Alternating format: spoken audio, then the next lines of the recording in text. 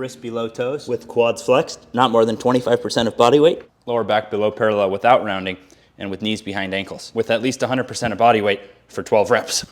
And head to floor without pain or strain are the 3 hamstring flexibility standards that I use. And you can start making progress with just your body at beginner and more advanced levels.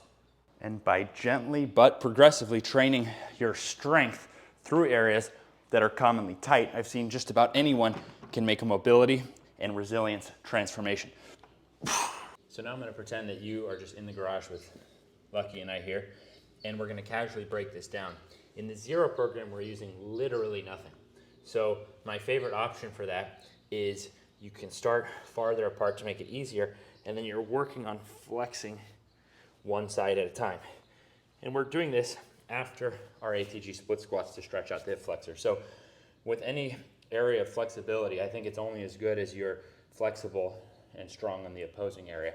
So with just this, with nothing, we can be working on that mobility and then gradually be working it back. So this is kind of the goal of the zero program, is palms on the floor, being able to flex on either side with evenness.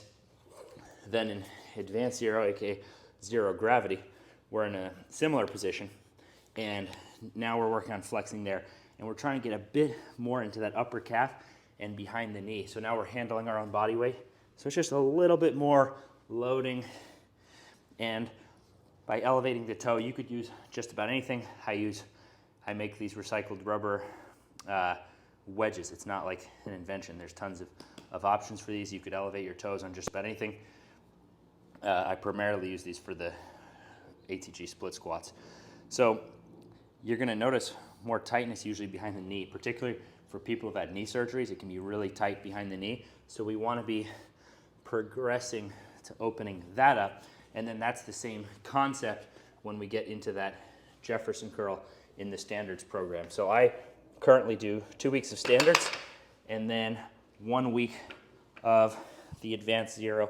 So here we're intentionally rounding the back. I'm feeling that rounding through the spine, but with very light loads, tucking, and getting that extra stretch behind the knee. So this is something we do with really light loads. So we start with that elephant walk, very light, but getting a little loading, and then the single leg pulse on it, a little bit more loading.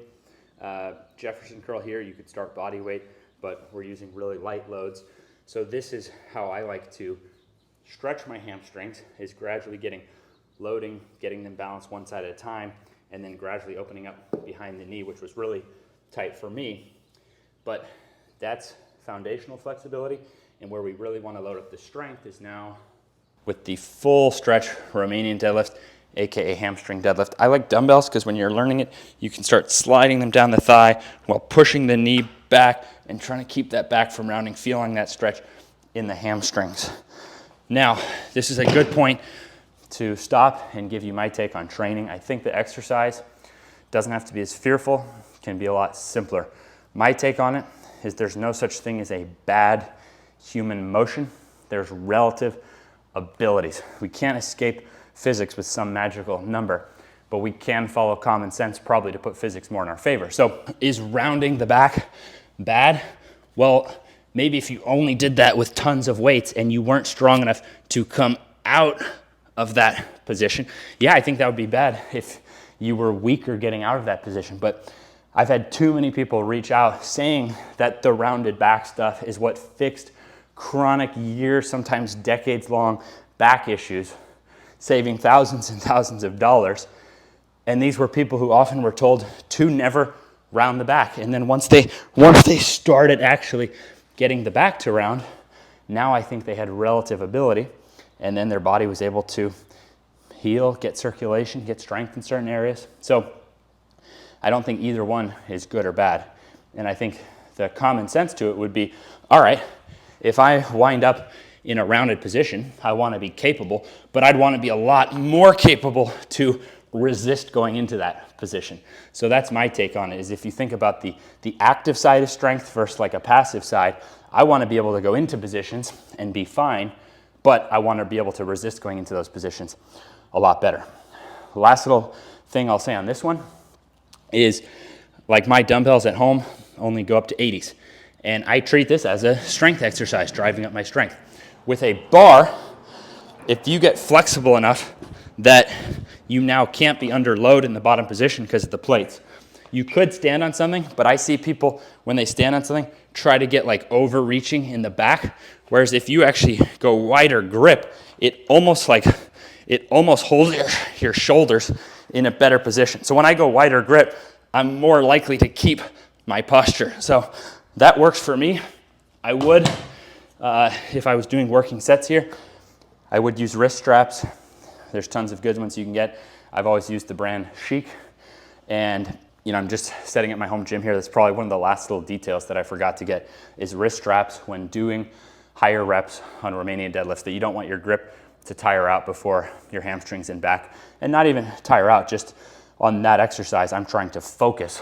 I want to have such good intention on my hamstrings and my lower back and my form. I don't want to be thinking about my grip. I think that is a separate subject, and yeah, you should also have a strong grip. All right, let's hit up the third and final aspect of this, which is those inner hamstrings. Sometimes those can be really tight. For me, it was realizing the value of the seated good morning. And now a lot of people have reached out saying, okay, they started progressing on the seated good morning, and now actually all their hamstring stuff opened up. So with this, we're loading into those more inner thigh muscles, but it's an example of how the body works together, and it's not just one exercise. I think sometimes a combination of different abilities gives you exponential results. So for me, it was putting together, because I was always looking at, do I need this exercise? I'm trying to do the least amount of exercise I have to, but this position and the rounded position and then the resisted rounding, those three together, that is what has really done it for my hamstring flexibility. It's kind of crazy how little I have to stretch my hamstrings now, meaning like that's all I do. I don't do any additional hamstring stretching than what I showed you in this video. So those three together are what really do it for me. And that's the purpose of the standards program, is, in my observation, it's people's weakest links that's holding them back the most.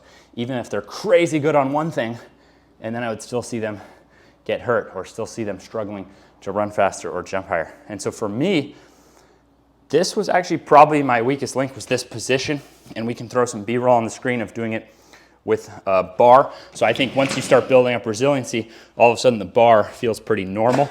And even more recently, we've figured out that even with the bar, you can progress. Like if you feel a stretch there, just work your form there. So is this some great invention? No, but here's my little background with this.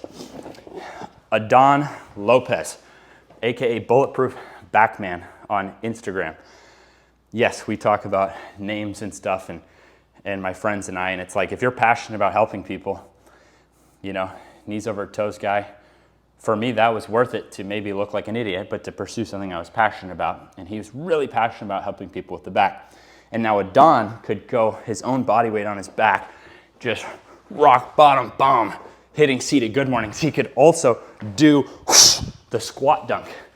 And I remember wanting to do that squat dunk and being like I remember it going from, geez, that's impossible for me to do, to then, well, wait a second, I found out super stiff and weak on the seated good morning. He wasn't, to then getting really good at it, and then finding out I could do the squat dunk. So credit to Adon and credit to all the athletes I trained who had these outlier abilities. So most of these regressions I figured out now really came from me just wanting to be a great athlete. So I was training so many people in person, training so many good athletes, seeing what they could do that I couldn't do.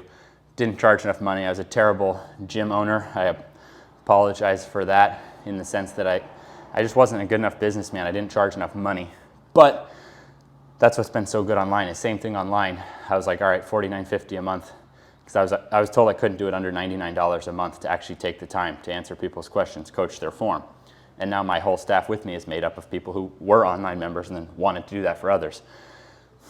The point is just that You don't have to play the same game as everyone else.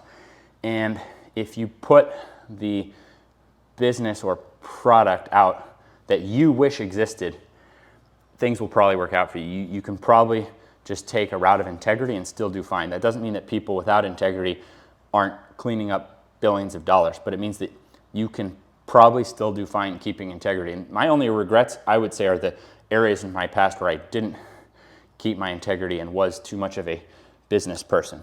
So with these longer YouTube videos, if this stuff is boring when I go off topic, you can totally let me know. Really, YouTube, you guys have just been amazing, your feedback, and a lot of people have asked me to do these longer bits where I then take the exercises and kind of go into the backstories and chat more like an informal conversation. So that's why I stuck with my scripted intro. That's my bread and butter on social media. But then I try to intentionally have unscripted, not the whole line for line scripting when breaking down the exercises. So I believe we all have a lot of potential. I believe life is still life. We're still humans. We're not cheetahs. But it can be a lot better, and it's probably a lot simpler. And did you see how much expensive stuff we used in this video? Just basic tools, mastering your body, not being fearful of abilities, but realizing that you want to have abilities. There's not necessarily bad human motions, but there is going to be some degree of common sense, and that's what I'm trying to work on. So I hope this helps. Thank you.